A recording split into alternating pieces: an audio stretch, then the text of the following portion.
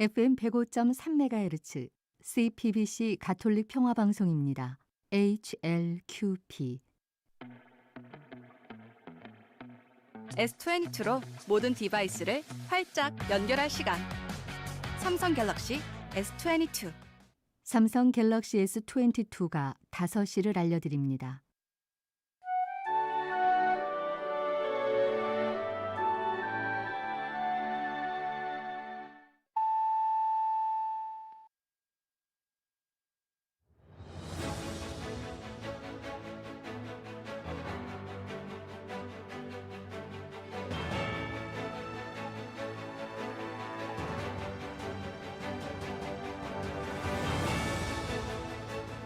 이기상의 뉴스 공감.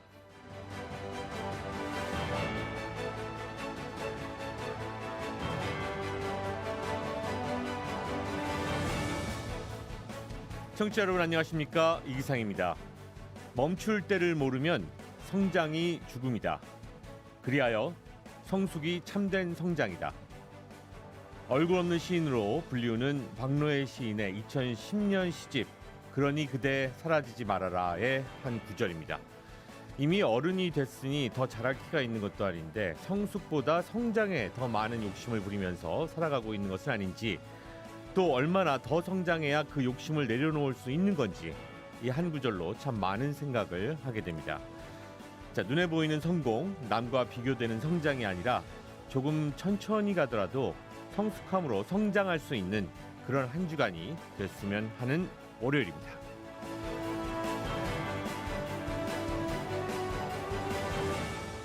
자, 오늘 5시 브리핑에서는요, 윤석열 당선자의 대통령 집무실 용산 이전을 두고 보수 언론에서조차 신중론을 제기하고 있다는 소식과 함께 비용을 둘러싼 갑론을박과 전 합참 의장들의 이 안보 공백 우려 전해드리겠고요. 4대 청주교구장에 김종강 신부가 임명됐다는 소식도 전해드리겠습니다. 오늘의 픽 인터뷰에서는 윤석열 당선자의 대통령 취임식을 책임지고 있는 분이죠. 박주선 대통령 취임식 준비위원장을 직접 스튜디오에 모시고 대통령 취임식 준비 어떻게 돼가고 있는지 직접 이야기 나눠보겠습니다. 월요일에 만날 수 있는 코너 전민기 한국인사이트 연구소 팀장과 함께하는 가짜뉴스 진짜뉴스에서는 496억대 1조 대통령 집무실 용산 이전 비용을 둘러싼 팩트체크 해보겠습니다. 100원의 유료 문자 샵 1053 어플리케이션 빵톡에서 실시간 글 남겨주실 수 있겠고요. 유튜브 이기상의 뉴스 공감에서도 보이는 라디오 진행되고 있습니다. 많은 여러분들의 참여 기다리면서 자, 오늘도 뉴스 공감 시작하겠습니다. 따뜻한 봄을 맞아 쉐보레가 준비한 뉴 스타트 이벤트. 3월 한 달간 스파크 트레일블레이저 말리부 콜로라도 견적 상담 신청 시 추천 경품과 함께 새 출발 고객 최대 30만 원 구매 혜택까지. 2022년 새 출발 쉐보레와 함께하세요. 상세 내용 홈페이지 참조. Chevrolet, find new roads.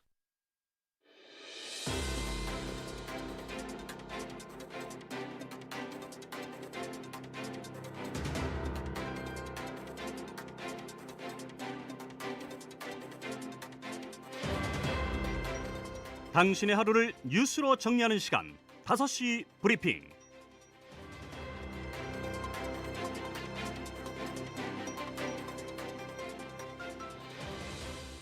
자, 오늘의 첫 소식부터 시작하겠습니다. 오늘도 맹영윤 기자 그리고 오창희 인권연대 사무국장 두 분 함께 하십니다. 어서 오십시오. 네, 안녕하세요. 자, 첫 소식입니다. 대통령 집무실 용산 이전. 어제 윤석열 당선자의 직접 브리핑을 하는 모습을 우리가 볼 수가 있었고요. 옮긴다는 겁니다. 자, 청와대 입장도 그리고 오늘 나왔습니다. 방금 나왔습니다. 네. 일단 한마디로 정리하면 우려를 표명했습니다. 그러니까 청와대를 국민께 돌려드리려는 그 뜻은 공감하지만 너무 촉박하다 이거예요. 그래서 이제 국방부와 합참, 대통령 집무실 그리고 보좌기구, 경호처 등을 이전하겠다는 계획은 무리한 면이 있어 보인다 이렇게 밝혔습니다. 그리고 시간에 쫓겨야 할 급박한 사정이 있지 않다면 모두 보다 준비된 가운데 이전을 추진하는 것이 순리다 이렇게 덧붙였고요. 오늘 그 방위력 개선 사업 추진 보고가 있었거든요. 네. 이제 문 대통령에게 보고를 한 건데 서욱 국방부 장관과 원인철 합참 의장이 보고를 했어요. 네. 아마 요 이야기를 하면서도 이 용산 이전에 대한 얘기가 나왔던 것으로 보입니다. 네. 네. 지금 청와대는 인수위에도 이런 우려를 전하고 좀 협의를 거쳐서 최종 입장을 결정할 것이라고 설명했습니다. 그러니까 추진을 하게 되면 지금 당장 해야 되는 건데 사실 취임 전까지 국군 통수권자는 문재인 대통령이잖아요. 그렇죠. 그 안보 공백 우려를 볼 수 없다 이렇게 받아들이면 될 것 같습니다. 네. 여러 가지 우려의 목소리들이 여기저기에서 지금 나오고 있는 현실인데요. 자, 군 전문가들도 우려를 내놓고 있습니다. 전직 합참의장 11명의 성명도 나왔죠. 그러니까 이 국방 전상망이나 이런 전시 통신망, 한국 미국 한라인 이런 기능들은 제 역할을 못하게 되고 또 재배치를 할 경우에 또 막대한 예산이 들 수밖에 없다. 그리고 네네. 안보 공백이 발생할 수밖에 없다. 이런 우려를 표명을 했고요. 또 눈에 띄는 게 일단 보수 언론들, 보수 성향의 언론들의 시각도 좀 눈에 띄어요. 네. 조선일보도 청와대 이전은 공감한다. 하지만 국민 의견을 안 들은 건 유감이다라는 제목의 사설을 냈고요. 또 중앙일보도 여전히 서두를 일인가에 대한 의구심이 있는 게 사실이다 이렇게 지적을 했고 동아일보도 국민 의견을 충분히 수렴한 뒤 결정하는 게 상식적이다 이렇게 지적했습니다. 네, 뭐 어찌 보면 약간 이례적으로 보수 언론에서도 이런 이야기들이 나오고 있는데 어쨌든 뭐 기자회견을 하는 모습을 봤을 때는 그대로 밀어붙인다라는 내용인 것 같고요. 예. 자, 청와대 국민청원 게시판에도 관련 청원이 지금 뭐 꽤나 많은 인원수가 투표를 하면서 올라와 있습니다. 그러니까 국민의 혈세에 수천억 날리는 걸 막아주십시오라는 제목의 청원인데요. 오늘 오후 1시 기준으로 31만 명을 넘어서 그러니까 20만 명이 답변 기준이니까 청와대가 직접 답변할 요건을 충족을 한 겁니다. 거의 사흘 만에 30만이 넘은 거고요. 그러니까 오늘 방금 청와대가 이런 입장을 발표했으니까 이 대답이 됐다 이렇게 볼 수도 있을 것 같습니다. 네. 뭐 결론적으로 청와대는 굉장히 우려하고 있다. 그리고 취임식 전날 12시까지는 지금의 정부가 현 정부가 그 안보에 대한 책임과 그런 사명을 다 가지고 있다라고 정리할 수 있을 것 같습니다. 네.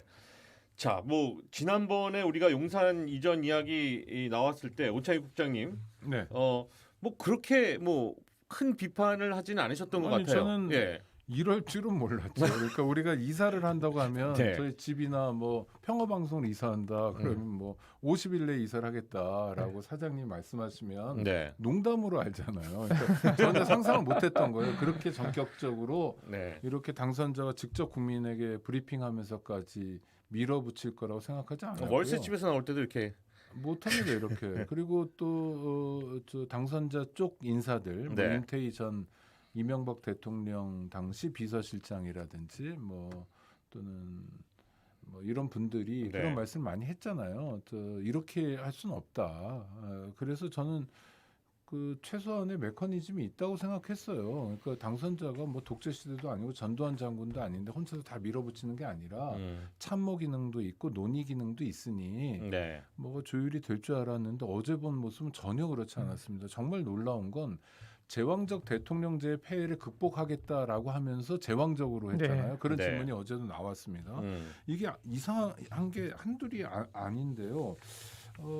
일단 지금요 대통령이 새로 뽑혔습니다. 정권 교체 여망을 받아 안아서 이제 새로운 대통령 당선자가 선출이 됐어요. 그러면 어제도 기자회견할 때 국민의 뜻을 받들겠습니다 하고 자기 글씨를 써놨던데 국민의 뜻을 받들어야 됩니다. 그럼 국민들이 지금 요구하는 게 뭐냐 하면 뭐 여러 가지가 있을 거예요. 이를테면 문재인 정부가 가장 뼈아프다고 얘기했던 부동산 문제를 해결하는 게 있을 거고 코로나가 지금 오늘은 좀 뭐 20만 명대로 줄었다 하지만 여전히 엄청난 숫자의 확진 사태가 반복되고 있고요. 코로나를 극복하는 것도 중요합니다. 또 코로나 때문에 여러 가지 손해를 본 소상공인 자영업자 등의 피해를 어떻게 할 건지 또 우리가 2년 넘게 교육도 제대로 안 되고 있잖아요. 교육을 장성화한다든지 하여튼 코로나에서 일상으로 가는 데 있어서 국가적으로 해결해야 될 숙제가 한둘이 아닙니다. 이런 일을 하라고 대통령을 뽑아놓은 거예요. 그러니까 지금 중요한 건 일이잖아요. 대통령의 일. 그럼 당선자가 가장 지금 심혈을 기울여서 할 게 인수위원회를 통해서 일에 대해서 논의해야 됩니다. 앞으로 5년 동안 우리 정부가 어떻게 가겠다 방향도 정해야 되고 또 인선도 중요하고 근데 지금 대통령 당선되고 지금까지 시간을 오로지 일이 아니라 일하는 곳 집무실에 대해서 쓰고 있어요. 아니면 숙소 이거는 정말 거꾸로 가는 거다. 그리고 이 갈등과 이 이슈가 모든 다른 이슈를 덮고 있거든요. 지금. 그러니까요. 그렇죠. 아니, 왜냐하면 또 되게 중요한 문제이기 때문에 그래요. 그냥 네. 빈 사무실에 들어가는 게 아니라 국방부 본관 청사에 들어가겠다. 저희는 어떻게 하죠? 니네는 옆으로 가라. 근데 이게요. 어제도 그런 말씀을 당선자가 하시던데 외교부 옮기는 건 재앙이라고 그 불편해서 어떡하냐 그러고 국방부는 되게 쉽게 옮길 수 있다고 얘기하는 게 정말 이해가 안 되는데 이렇게 주먹구구식으로 가냐. 그러니까 아무리 아마추어라도 이렇게 가는 건 아니다. 그러니까 자꾸 세간에서 뭐라 그러냐면 어느 법사님이 뭐 용산 시대를 열자고 그랬다고 자꾸 그 하잖아요. 얘기가 나오는 거죠. 그러니까 자꾸 나오는 거예요. 그것에 대해서 대통령 당선자는 어제 뭐 주소를 민주당이 더 좋아하는데요 하고 한마디 하고 넘어갔지만 왜냐하면 국민들 입장에서는 우리도 다 살림살이를 합니다. 이사를 해봐요.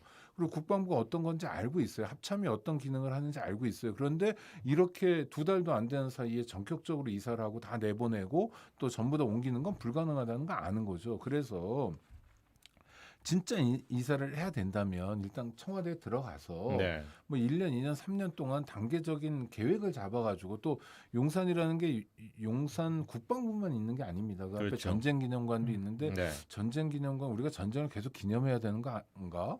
평화기념관이어야 되지 않나? 이런 네네. 논의도 있어요. 그것도 국방부가 관할하고 있는데 또 미군 기지들이 이제 반환되는 게 있습니다. 굉장히 넓은 땅덩어리인데 이걸 종합적으로 어떻게 쓸 건지를 고민해야 되는 거예요. 그러니까 네. 국방부가 계속 거기에 있어야 되는 건지 아니 저는 장기적으로 이전해야 된다고 생각하는데 그러면서 대통령 집무실이나 관저도 같이 가야지 그걸 2달 안에 뭔가 뭐 정광석화처럼 해보이면 쇼에는 도움이 될지 모르지만 국정은 그렇게 움직이는 게 아니거든요.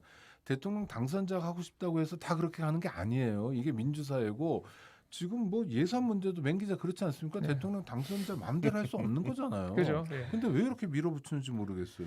근데 윤 당선인의 생각을 조금 이해를 해보기 위해서 노력을 해보자면 네네. 노력. 네.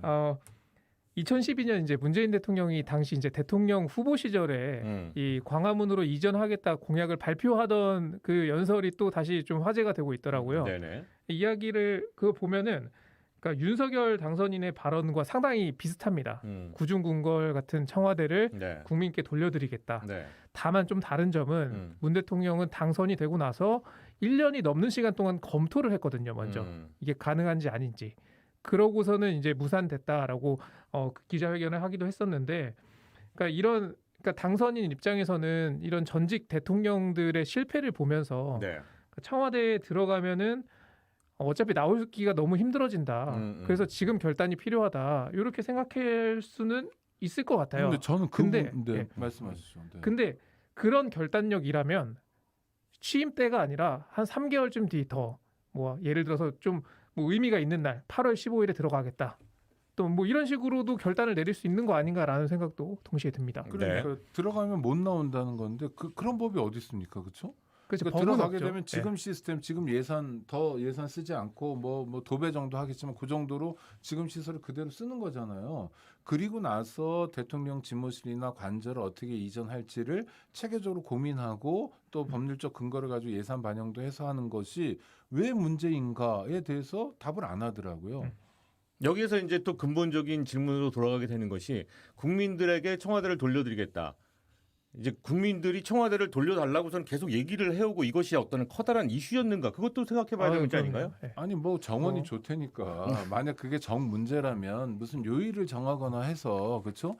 대통령 동선을 잘 점검해가지고 정원들을 주말이나 공휴일 이럴 때 개방해가지고 뭐 이런 식으로 점차적으로 국민에게 돌려주는 일을 하면 되죠.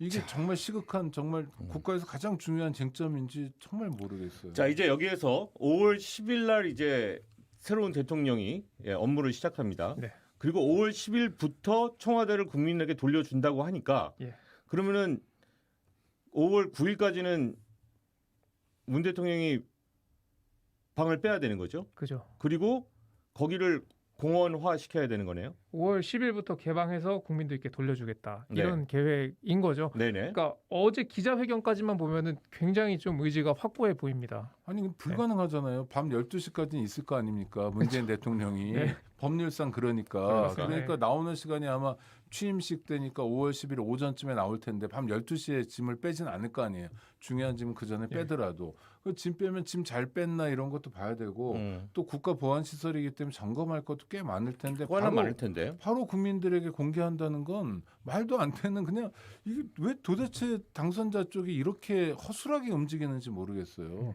5년 동안 5천만이 넘는 대한민국 국민의 운명을 끌고 가야 될 가장 중요한 자리에 있는 분입니다. 지금부터라도 전 좀 차분하게 갔으면 좋겠습니다. 자, 여기에서 또 논란이 되는 것이 비용 부분입니다. 예. 일단 496억 원으로 추산이 된다. 이게 윤 당선인 측 설명이었잖아요. 근데 여기에 오늘 이제 추가적으로 합참이 남태령으로 이전할 때 약 1,200억 원이 더 든다. 이렇게 발언이 또 하나 있었고요. 지금 이것만 해도 1,700억 원인데 반면에 민주당은 연쇄 이동이 불가피하다. 모두 합치면 1조 원이 드는 거대한 사업이다. 이렇게 반박하고 있습니다. 네. 그러니까 이것도 이해가 안 되는 게 어제는 500억, 496억이었다. 갑자기 1,200억이 더 들어가요. 그런데 국방부에서 보고한 안에 따르면, 그러니까 당선자 측에 전달한 안에 따르면 5천억 원이 넘는다는 거예요. 그럼 이게 진짜 뭐냐면 어떤 상태냐면 얼마가 드는지도 가늠이 잘 안 되는 상태인 거예요. 물리적으로 이걸 파악할 시간 자체가 그렇죠. 없었던 거 아닌가요? 예산이라는 게 뭐 들고 나고 이런 걸 짜볼 단계도 아니고 그냥 주먹구구식인 거예요. 이럴 때 이사하면 큰일 납니다. 근데 이게 490억이 그러니까 들어가고 딴 데가 옮기고 여기까지 비용이 아니라 그냥 빼는 집무실만 옮기고 여기 비용. 그럼 또 이제 나가서 건물을 짓든지 해야 되잖아요. 이런 비용은 아직 산출이 되지 않았다는 거죠. 네. 자, 이 이야기들 가짜뉴스 진짜뉴스 오늘 프로그램 끝마디에서 함께 좀 자세히 알아보는 시간 갖도록 하겠고요. 국장님 어떻게 생각하십니까? 또 하나는 저는 이게 예산을 쓰려면 예비비에서 써야 되는데 예비비라는 게 많은 분들이 인터넷 공간에서 그런 말씀하더라고요. 저 울진 삼척 산불 그 피해자들 돕는데 그런 데 써야 되는 거 아니냐. 네. 이렇게 수천억 단위의 예비비를 갑자기 쓰니 예산 반영도 안 하고 법률적 근거가 있냐면 근거도 없어요. 대통령직 인수에 관한 법률 시행령 8조의 예산 지원 등에 대해서 나오는데 딱 두 가지만 쓸 수 있어요. 하나는 대통령 당선자의 예우에 필요한 경비일 때 하나 쓰는 겁니다. 그다음에 또 하나는 인수위원회를 만들잖아요. 그 설치 운영에 필요한 예산을 쓸 수 있어요. 또 이 인수위원회에서 누구 인수위원이라고 이렇게 채용하면 단기적으로 뭐 급여를 준다든지 수당을 준다든지 이거밖에 없어요. 예산 딱 두 가지입니다. 그러니까 관저로 옮긴다든지 하는 건 전혀 새로운 차원이에요.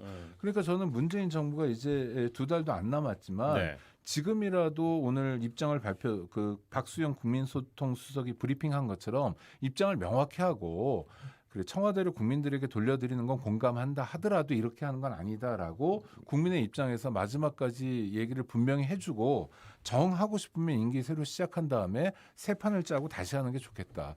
그러나 그거보다 훨씬 더 중요한 국정 과제들을 먼저 챙기는 게 중요하다고 말씀드립니다. 네.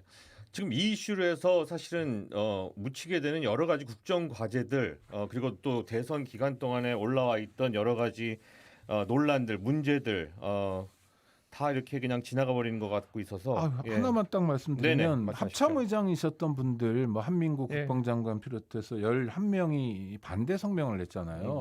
근데 그냥 솔직히 청취자분들께 말씀드리면 이분들은 대부분 아마 윤석열 후보를 찍었을 가능성이 높은 분들인데 이런 얘기에 경청해야 됩니다. 왜냐하면 일을 해봤던 분들이잖아요. 합참의 기능이 뭔지 국방부 장관이 뭘 하는지 전시 또는 평시에 국방부 장관과 합참의장이 어떻게 움직이는 건지 국방부 장관이 단순한 정치인이 아니거든요. 단순한 정무직이 아닙니다. 전쟁이나 또 전쟁에 준한 상태에서 굉장히 중요한 역할을 해줘야 되는데 방패라고 그러면 그렇게 함부로 방패일 수 있는 존재가 아니라는 것에 대한 장군들의 목소리를 경청해야 합니다.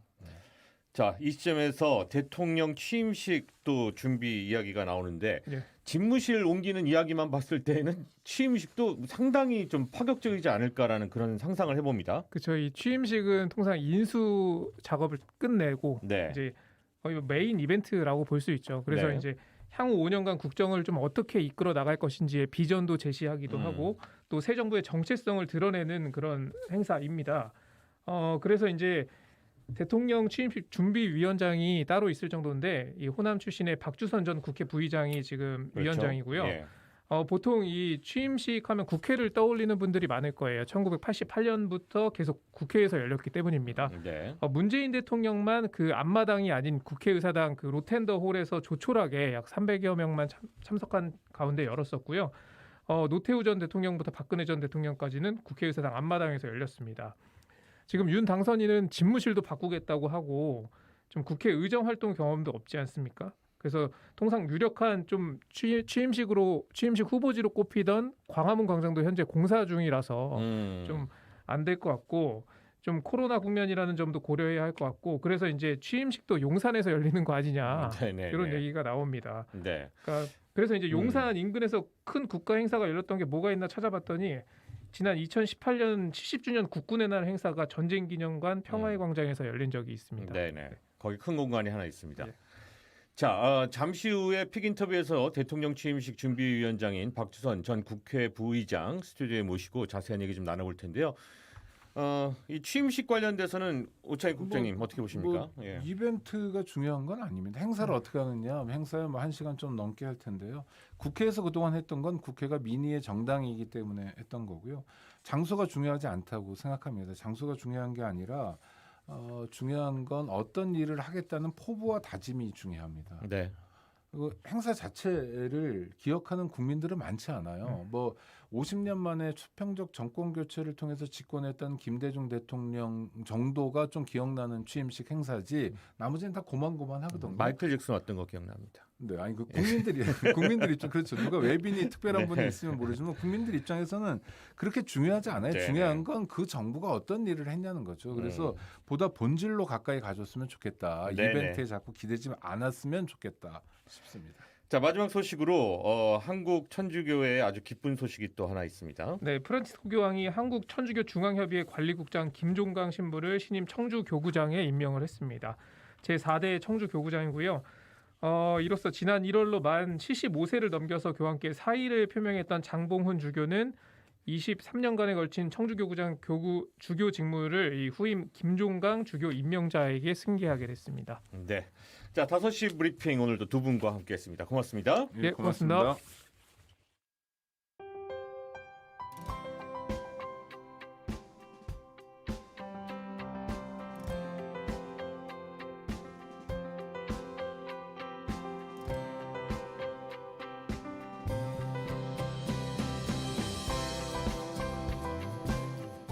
마음 따뜻해지는 뉴스부터 화가 나는 뉴스까지 이혜은 아나운서와 함께합니다.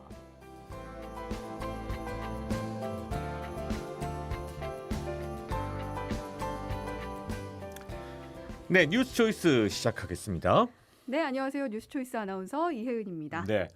자, 오늘이 춘분이라고 합니다. 네. 네, 날이 좀 춥고 네. 쌀쌀한데 뉴스 초이스에서는 또 어떤 소식이 준비되어 있는지 궁금합니다.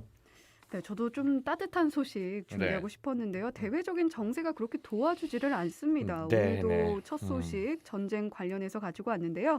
지금의 전쟁을 촉발시킨 장본인이라고도 할 수 있는 블라디미르 푸틴 러시아 대통령 지난 주말에 대중 연설을 했어요. 무려 크림반도 합병 8주년 축하 콘서트에서였습니다. 별 네. 콘서트를 다 하죠. 네. 자, 푸틴은 연설에서 모든 러시아인들의 보편적 가치를 위해서 싸우고 있다라고 아주 당당하게 이야기했습니다. 여기서 질문이 하나 있는데요. 보편적인 목 폴라티의 가격은 어느 정도가 적당하다고 보시나요? 보편적인 목 폴라티 가격 네. 12,500원입니다. 네, 12,500원 딱 적당하네요. 그런가요? 자, 이날 연설에 나선 푸틴 대통령이 입고 예. 나온 흰색 목폴라 니트 티셔츠의 가격 한화로 약 380만 원에 달하는 소위 명품이었습니다. 예. 입고 나온 겉옷은 1,600만 원짜리였는데요. 온몸에 값비싼 명품을 휘감고 보편적 가치를 부르짖는 푸틴의 위선이 외신들의 비웃음을 사고 있습니다. 네. 영국 데일리 메일은요. 푸틴이 입은 재킷은 러시아 화폐로 환산하면 150만 루블 정도다. 지난해 러시아인들의 평균 연봉은 67만 8천 루블. 하나로는 약 791만 원인데요. 연봉입니다. 월급이 아닙니다. 한화로는 약 791만 원인데 푸틴 대통령의 재킷값의 절반에도 못 미쳤다라고 강하게 비판했습니다. 물론 명품을 선호하는 건 개인의 취향이고 또 네. 국가 원수로서의 품위를 위해 입었다라고 할 수 있죠. 하지만 우리가 의상을 고를 때 기본적으로 고려하는 TPO라고 하죠. 이런 센스마저 푸틴 대통령에게 기대하기 어려워진 것인가? 또 나아가서 과연 저런 모습의 국가 원수가 자국민들의 어려움을 헤아릴 수 있긴 한 걸까? 의문이 드는 건 사실입니다. 네, 리더의 인격 그리고 그로 인한 국가의 국격 뭐 이런 여러 가지를 생각해 보게 되는 그런 소식인 것 같습니다. 네. 자, 다음 소식은요. 코로나19 팬데믹 2년이 넘게 이어지고 있죠. 많은 분들이 힘든 시간 보내고 계신데요. 자, 오늘 오랜만에 굉장히 20만 명대라는 신규 확진자 숫자를 맞이하게 됐는데 네. 그럼에도 불구하고 너무나 많은 확진자와 또 사망자가 나오고 있습니다. 우리나라는 지금 유행의 정점이 언제 올 것이냐가 관건인데요. 네. 미국의 경우에는 정점은 다소 지나고 있어서 이제는 사망 원인이 과연 무엇이었을까? 이 부분을 규명하기 위한 연구가 활발하다고 합니다. 미국 시카고대학교 연구팀 연구 결과에 따르면요. 소득 수준, 건강보험 가입 여부, 또 주거 문제 등 여러 사회적 요인들 중에서 인터넷 접근성 부족이 코로나19 사망 가능성과 가장 큰 연관성을 가진 걸로 나타났다고 합니다. 네네. 연구팀은 인터넷을 사용하지 못하는 시민들이 코로나19와 관련된 양질의 정보를 충분히 접하지 못하기 때문에 이러한 결과가 나타난 것으로 추정을 했고요.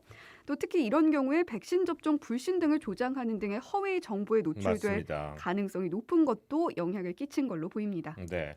그런 면에서 이제 인터넷이 발달해 있는 대한민국 같은 경우에는 네. 이 어려운 상황들을 그래도 잘 이겨내 왔다라는 그런 생각이 드는 거고요. 네. 자, 마지막 소식도 코로나 관련 소식입니다.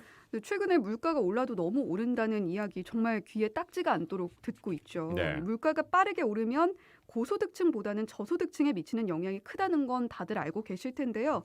한국경제연구원이 2018년에서 2019년 대비 2020년에서 2021년의 체감 물가 변화를 소득 분위별로 살펴봤더니요.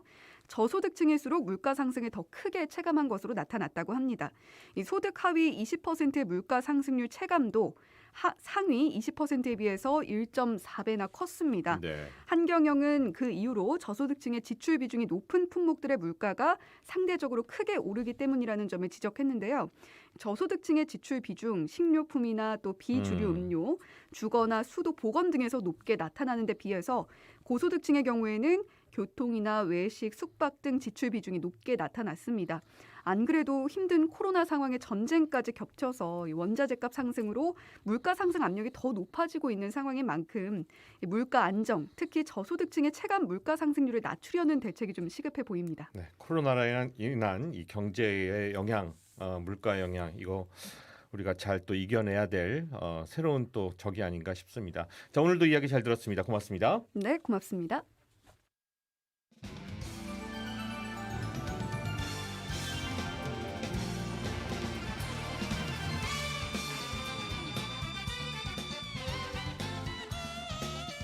주요 뉴스 가운데 뽑힌 오늘의 픽 지금 바로 시작합니다.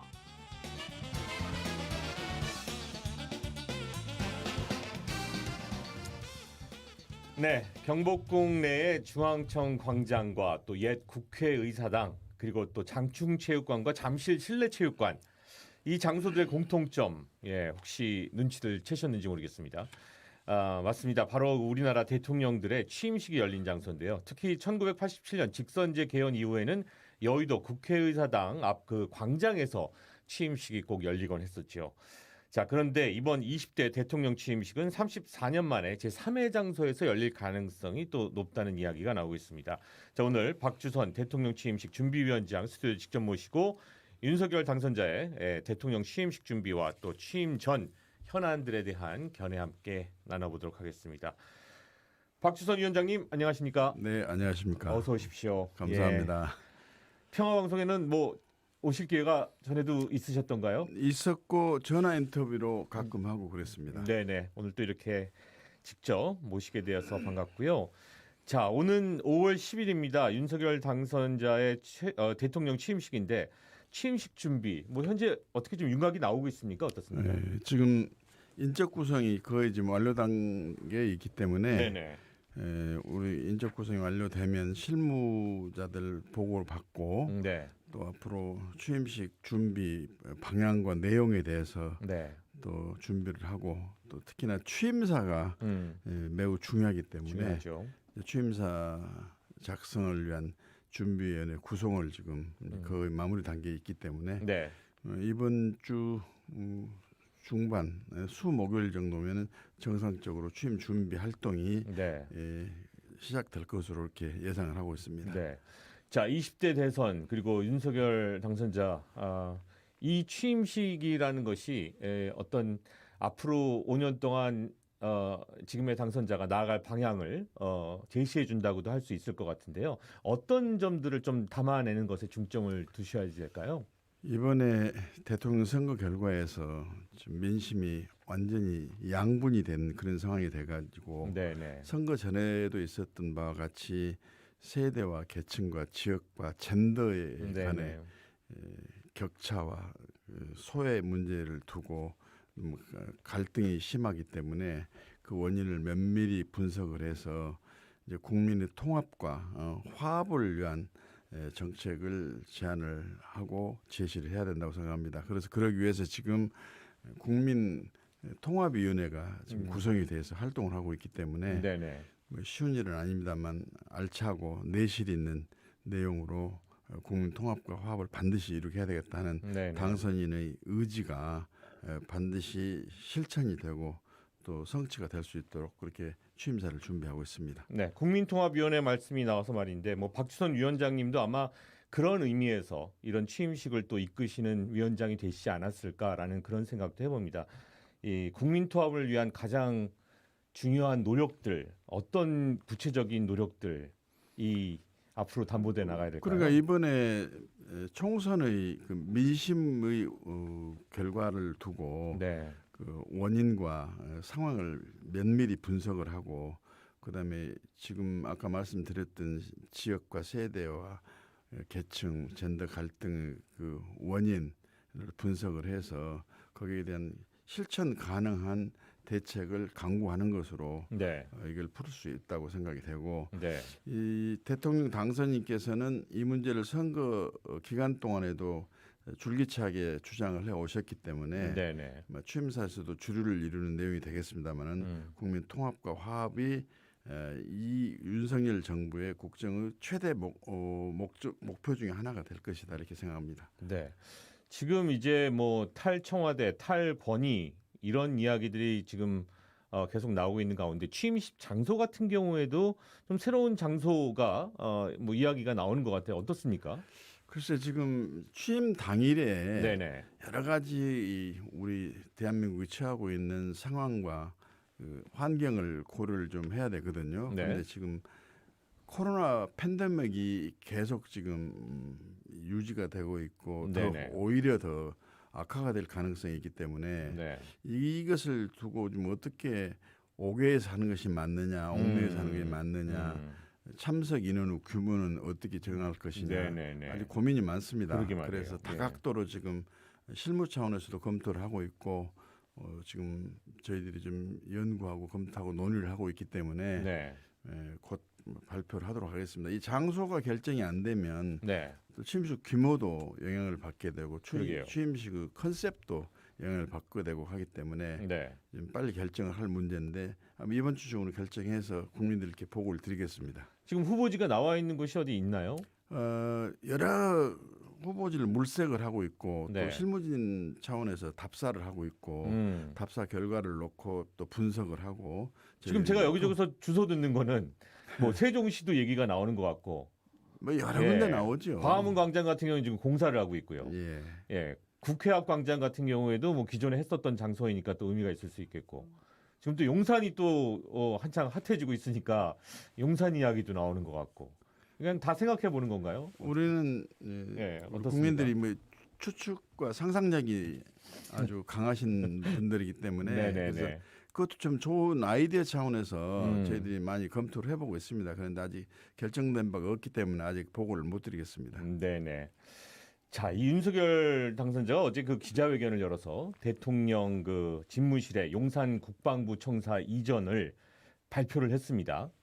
뭐 여러 가지 사실 논란도 있고 반대 의견들도 상당히 만만치 않은 그런 분위기인 것 같은데 자, 윤석열 정부의 용산 시대 개막 그리고 또 이쪽으로 이렇게 옮겨가는 것에 대해서는 어떻게 좀 평가를 하십니까? 우선 윤석열 당선인의 후보 시절의 공약이고요. 탈청와대를 해야 되겠다는 것은 그리고 본인이나 국민 모두 그리고 또 그 전의 대통령 선거에 있어서도 대선 후보들이 청와대의 이전을 공약을 하기도 했지만 그게 이루어지지가 않았는데 지금 청와대 대통령의 직무 장소 이전의 의미는 재앙적 대통령제와 권위주의 통치 스타일을 좀 벗어나서 국민 속에 대통령이 들어가 가지고 국민과 소통하고 국민의 삶을 현장에서 목격하면서 대화를 하면서 그 민생을 반영하겠다는 그런 취지거든요. 그런 점에서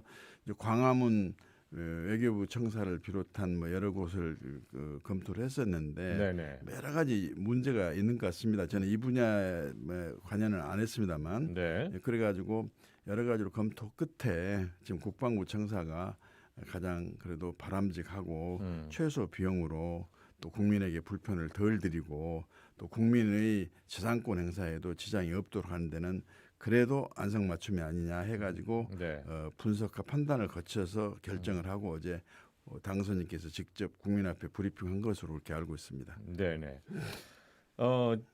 잠시 전에 4시에 지금 청와대에서 입장을 발표했고요. 뭐 기본적인 방향성에 대해서는 공감을 하는데 여러 가지 이렇게 급하게 움직이는 것에 대해서는 우려 표명, 무리가 있어 보인다라는 그런 공식도 입장이 청와대에서 나오기도 했습니다.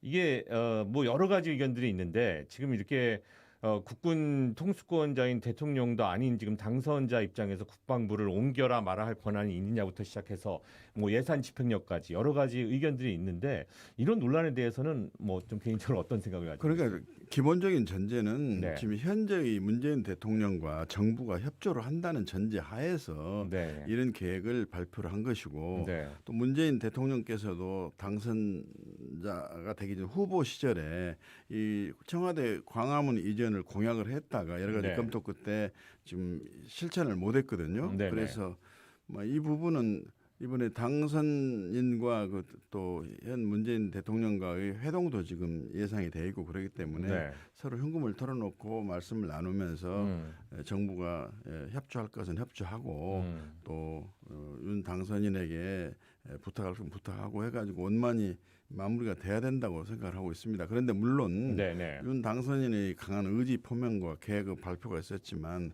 현실적으로 이걸 추진하다 보면은 다소 기한이 늦어질 수도 있는 문제고 또 예상치 못했던 뭐 문제가 또는 발생이 돼가지고 이걸 해결을 하고 가야 되는 것 때문에 시간이 좀 다소 지체될 수도 있는지도 모릅니다만 뭐 강한 의지 표명이 있었기 때문에 현 정부의 협조가 없으면 불가능한 일이고 협조를 전제로 한 것이라고 그렇게 말씀드리고 싶습니다. 그 이야기는 어떻게 보면 청와대가 좀 협조를 하는 것이 옳겠다. 지금 윤 당선인께서 국민에게 보고 드리고 계획했던 바가 도저히 국방상 국민 생활과 대통령의 안위와 관련해서 부당하고 정말로 불가능하다고 생각이 되지 않는 이상은 협조를 하는 것이 맞지 않겠습니까? 그것이 정권을 교체했던 투표의 민심과 부합하지 않겠는가 이런 생각을 합니다. 지금 이제 윤 당선자의 대통령 집무실 이전이라는 것이 이 청와대 개혁의 어떤 일환이다라는 그런 주장인데 국민의 정부 때 이제 청와대 근무도 하셨습니다, 그렇죠? 청와대 개혁, 이제 정치 개혁 우리가 매번 얘기하는데 청와대 개혁이라는 것이 이제 어떤 점에서 좀 필요성을 우리가 느끼는 걸까요? 우선 대통령께서 재앙적 대통령제의 폐해를 인식을 하고 그동안의 권위주의적 스타일의 국정 운영에 대해서 반성 차원에서 이번에 대통령 집무실 용산 이전도 결정을 했거든요. 그래서 그런 측면에서 국민과 소통을 하고 대화하면서 민생의 문제를 확인해 가지고 민생 중심의 국정 운영을 하겠다는 의지를 표명하신 걸로 알고 있고 또 두 번째로는 청와대가 모든 국정 내용에 대해서 만기 출람을 하고 그 만기 출람을 하기 때문에 청와대의 수석비서관이나 또는 보좌관들이 오히려 내각에 군림하는 모습으로 비춰져 가지고는 정부가 청와대 정부하고 내각 정부가 나눠져 있어 가지고 효율적인 국정 운영이 불가능하다 봅니다. 그래서 내각은 내각대로의 역할을 사명을 하고 그 책임을 지고 청와대는 각 내각의 정책을 사전에 조율하고 또 분석 판단해서 일단 결정이 되면 엄정하니 실천할 수 있는 그런 국정 운영 방향과 스타일을 마련해야 한다고 저는 생각하고 있습니다. 이런 부분들이 청와대를 용산으로 장소를 옮겨가는 것하고는 어떻게 좀 연결이 되어 있다고 아니 볼 수 있을까요? 이런 문제는 장소 이전하고는 특별한 관계가 없고요. 네네. 대통령의 국정 운영 철학과 스타일의 문제라고 생각이 됩니다. 그래서 네네. 모든 문제를 청와대에서 만기 출람하던 식으로 다 청와대 대통령이 보고를 받아가지고 결정을 해야 되는 것보다는 위임할 것은 내각에 위임을 하고 또 그리고 청와대에서 너무 많은 관여와 간섭을 해가지고 내각의 효율적 활동을 지장을 초래하거나 장애를 줘서는 안 된다. 그런 청와대 운영이 필요하다. 저는 그렇게 말씀드리고 싶은 겁니다. 그 윤석열 당선자의 지금 민정수석실 폐지 의지가 좀 강해 보입니다. 예. 위원장님께서는 민정수석실 폐지에는 찬성을 하지만 이를 대체할 기관은 필요하다라고 말씀을 하셨더라고요. 민정수석실 폐기 문제는 윤 당선인의 그 공약이기도 합니다만은 사실은 그동안 민정수석실의 운영과 관련해서는 위법과 탈법 그다음에 부당 문제들이 많이 있었죠. 이걸 문제로 인해 가지고 국민적 지탄을 많이 받아왔고 반드시 이걸 개선하고 계획해야 된다 하는 것은 국민의 요구 사항이었습니다. 이제 그래서 이번에는 민정수석실을 폐지를 하고 다만 그 민정수석실의 기능 중에서 대통령의 인사를 위한 검증 기능을 검찰과 경찰로 이관해서 한다고 그런 계획인데 그러나 검찰 경찰의 검증 내용을 통합해서 종합 판단하는 기관은 어디가 됐든 간에 있어야 할 것이다. 그래서 민정수석실은 폐지하더라도 민정수석실의 통치 인사 검증 기능만큼은 보유하는 기관이 만들어져야 된다. 저는 생각하고 있습니다. 그런 말씀을 일관되게 해오고 계신 것 같습니다. 윤 당선자의 그 법무부 수사지휘권 폐지라든가 검찰청 예산 독립 등의 주장, 이게 이제 공약으로 다 나왔던 얘기들이거든요. 향후에 이 검찰 조직에는 어떤 좀 영향을 끼칠 거라고 생각을 하세요? 지금은 이제 검찰이 예년에 무소불위의 기관이 아닙니다. 이미 수사권이 검경으로 분리가 되고 조정이 됐고 검찰은 지금은 중대한 6대 범죄에 대해서만 인지 수사를 할 권한이 있고 나머지 수사는 경찰이 주된 수사기관입니다. 그래서 경찰이 검찰을 수사할 수 있기 때문에 무슨 검찰에 대해서 부당한 검찰권을 행사, 정치적 중립이나 독립을 해치는 검찰권 행사가 있을 때 그것을 법무장관이 수사지휘권을 통해서 교정한다고 했는데 그동안 수사지휘권 행사를 보면은 이건 엄정한 검찰권 행사를 위해서 지휘를 한 것이 아니라 권력의 편에서 권력을 위해서 권력을 지키기 위한 수단으로서의 검찰권 검찰에서 수사 지휘권 행사를 했기 때문에 오히려 엄정하고 검찰이 정치적 독립과 또는 중립을 지키는 방향의 검찰권 행사를 방해하는 측면에 있어서 이건 폐지가 불가피하다 저는 그렇게 생각이 되고 그 폐지가 되더라도 또 검찰은 공수처가 있기 때문에 공수처는 검찰을 비롯한 고위공직자들이 비리리 정보를 수집하고 수사하는 기관이어서 얼마든지 통제를 하고 있거든요. 그리고 검찰 내에도 민간인들이 참여하는 수사심의위원회, 뭐 공소심의위원회도 있고 검찰 내에 또 결정에 대해서 불복하는 제도가 있고 그 불복 제도가 법원에서도 관여를 할 수 있는 항고 제도가 있고 그렇기 때문에 이제는 검찰의 무소불위 권한을 가지고 있을 때 검찰권 오용과 남용을 방지하기 위해서 그걸 시정하기 위해서 장관의 수사 지휘권이 필요하다는 논리는 지금은 적합하지 않다고 저는 봅니다. 지금은 그 얘기는 지금 지난 얘기인 것 같다. 예. 취임식 전에 또 하나 이제 과제라고 하면 국무총리 인선이 되겠습니다. 지금 이 시점에서 국민통합, 국민화합 차원에서 이 총리 인선이 상당히 그 상징적인 의미가 있을 것 같은데. 중요하죠. 예.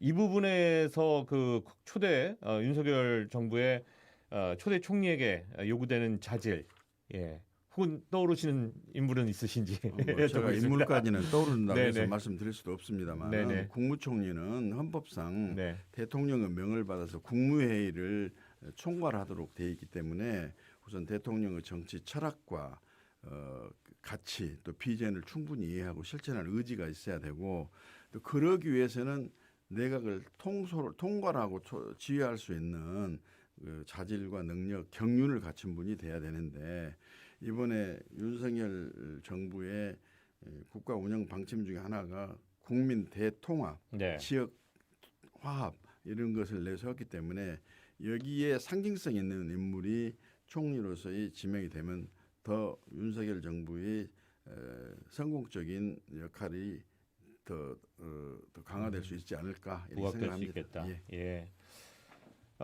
윤석열 당선인의 문재인 대통령과의 회동, 지난번에 4시간 전에 취소가 됐었고요.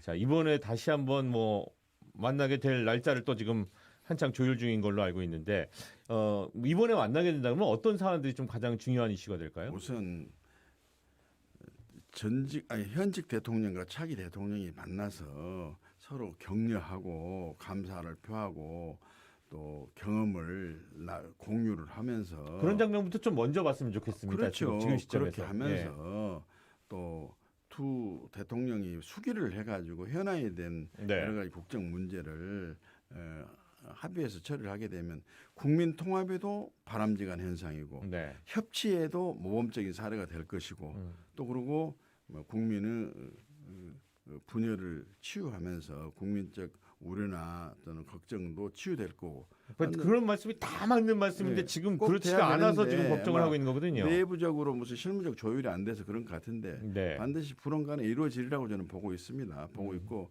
이번에 용산 청와대 집무실 이전과 관련해서도 윤 당선인이 개혁을 하면 그 계획에 대해서 우리 문재인 정부에서 전반적으로 그리고 실질적으로 광범위하게 협조를 좀 하는 그런 국민에게 좀 보고도 하고 알려드리는 그런 역할이 필요하다 저는 그렇게 생각합니다. 지금 뭐 그 취임식을 준비를 하고 계시니까 여러 취임식에 함께 자리를 하셨던 경험이 있으신 분이니까 역대 좀 기억에 나는 취임식이 있다 그러면 어떤? 그동안에 대통령 취임식은 많이 참석을 했죠. 했는데 우리 문재인 대통령께서 취임식 할 때는 취임 준비에도 구성을 못한 상태에서 당선 발표가 있은 바로 직후에 아주 간략하고 조촐하면서도 아주 의미 있는 취임식을 했거든요. 근데 그러다 보니까 좀 아쉬움이 있는 것이 정부 출범을 축복하고 또 정부 출범에 대해서 뭐 환영을 하고 감동을 하고 이제 그런 분위기를 자아내지 못한 좀 아쉬움이 있었는데 그건 현실적으로 법률적으로 불가능한 상태였거든요. 이번에는 이제 코로나 상황에서 취임식을 갖지만은 정권이 교체가 됐고 새로운 나라의 근본을 세우면서 빈틈이 없는 또 튼튼한 안보를 구축하고 국민이 조금이라도 편하고 행복한 삶을 이루어갈 수 있는 역할을 하겠다는 성대한 비전 윤 대통령 당선인의 비전 선포가 되는 거기 때문에 많은 분이 함께 하면서 하나가 되는 그런 모습이 잔치거든요, 사실은. 사실 대한민국 국가 잔치죠. 그러게요. 또 세계가 바라보고 있는 잔치이기 때문에 될 수 있으면은 조금 많은 국민이 참여하면서 축복하는 그런 취임식이 됐으면 좋겠습니다. 박주선 대통령 취임식 준비위원장님으로 오늘 만나 뵙고 말씀 나눴습니다. 윤석열 대통령의 대통령 취임식 준비 잘 준비해서 국민들이 정말 통합할 수 있는 그런 좋은 행사가 될 수 있기를 기대해 보도록 하겠습니다. 박주선 위원장님 오늘 고맙습니다. 감사합니다. 감사합니다.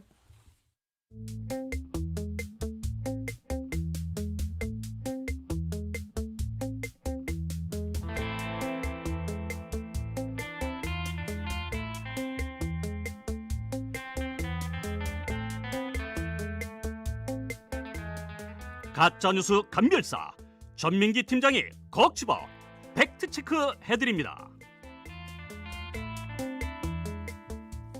자, 가짜뉴스, 진짜뉴스 전민기 한국인사이트 연구소 팀장과 함께 이야기 나누겠습니다. 어서 오십시오. 네, 반갑습니다. 전민기입니다. 자, 496억 대 1조. 네. 예, 이게 조금 차이가 있네요. 그렇죠. 그러니까 그동안 제가 이제 팩트 체크를 해왔었는데 네. 솔직히 말씀드리면 뭐가 맞다라고 좀 오늘은 뭐 말씀드리긴 좀 어려울 것 같아요. 왜냐면 주장이 너무나 엇갈리고. 맞습니다. 근데 확실한 거는 그 이사해 보신 분들 알겠지만 아니면 네. 뭐 인테리어라도 네. 처음에 이제 계획한 것보다는 네. 좀 더 들죠. 더 나오죠. 그리고 어쨌든 그래서 496억보다는 좀 더 들고 1조보다는 덜 들 것이다. 뭐 이런 정도로만 말씀드릴 수 있을 것 같아요.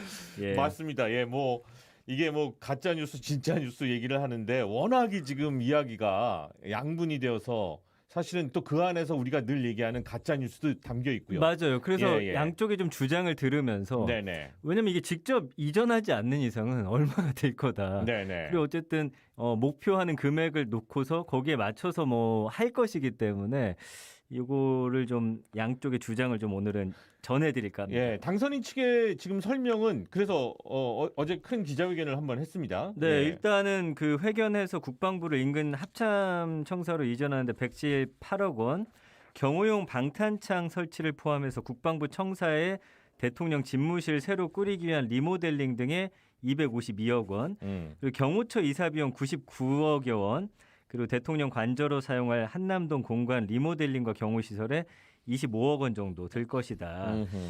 그래서 이런 비용 추산과 관련해서 기재부에서 뽑아서 받은 것이고 네. 지금 뭐 1조 원이니 5천억 원이니 얘기 나오는데 그건 말이 안 된다라고 이야기를 하고 있어요. 그러나 여기에 대해서 또 뭔가 다른 이야기 하시는 분들은 이건 아주 기본적으로 최소 드는 게 그렇고 옮겨가는 것에 대한 것이고 자 여기서 연쇄적으로 또 이동이 나올 것이고 그렇죠. 뭐 경호 등등등의 문제를 하면은 이거보다는 확실히 더 많이 들 것이다. 그래서 아마 그 부분에 대해서는 많은 분들이 좀 공감하고 계신 것 같습니다. 자, 일단은 496억 얘기가 나왔고 뭐 오늘 1,700억 얘기도 나오고 네. 예.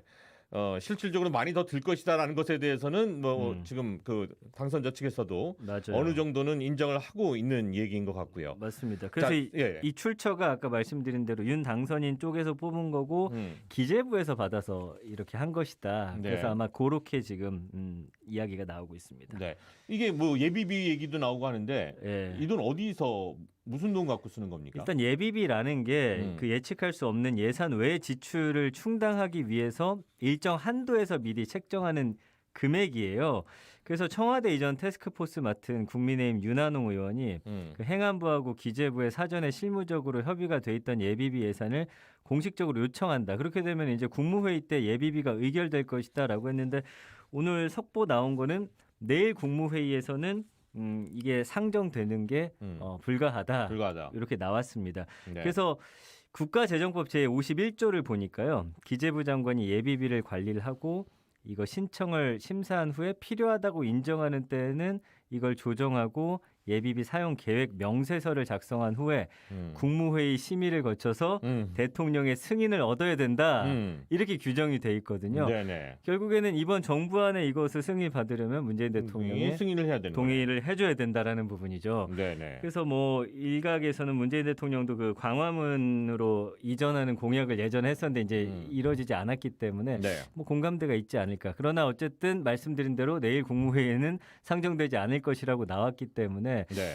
5월 10일 안에 좀 힘들지 않냐 이런 이야기들이 조금 또 고개를 들고 있습니다. 지금 전반적으로 봤을 때는 네. 그냥 우리도 다 이사를 해봤다 보니까 이게 지금 5월 10일 날 방을 빼고 네. 그때 또 거기가 공원이 되고 맞아요. 용산으로 또 입주를 하고 네. 이게 지금 당연한 그 가능한 이야기냐. 그래서 어쨌든 기재부가 네. 국방부하고 대통령 경호처 같은 관련 부처로부터 이전에 소유되는 예산 경비 내역을 좀 취합을 한다고 하니까 네. 요게 이제 발표가 나오면 그래도 어느 정도 이 정도 들겠고 기간이 어느 정도 걸리겠구나 네. 좀 얘기가 나올 것 같은데 그래서 원래는 내일 열리는 국무회의에 예비비 지출 안건을 상정하겠다라고 했지만 요거는 이제 무산됐다는 소식까지 좀 전해드릴 수 있겠습니다. 네. 예비비에서 이제 끌어다 쓰는 것이 있고 거기에서 모자르면 거기에서 이제 또 다른 데서 또 어떻게 해서든지 갖고 와가지고 채워 넣어야 될 거 아니에요. 맞습니다. 그래서 근데 지금 이제 인수위원회 갖고 있는 돈 쓸 수 있는 돈이 있는데 네. 그렇다고 이걸 다 여기에다만 또 쏟아부을 수도 없는 상황이어서 네.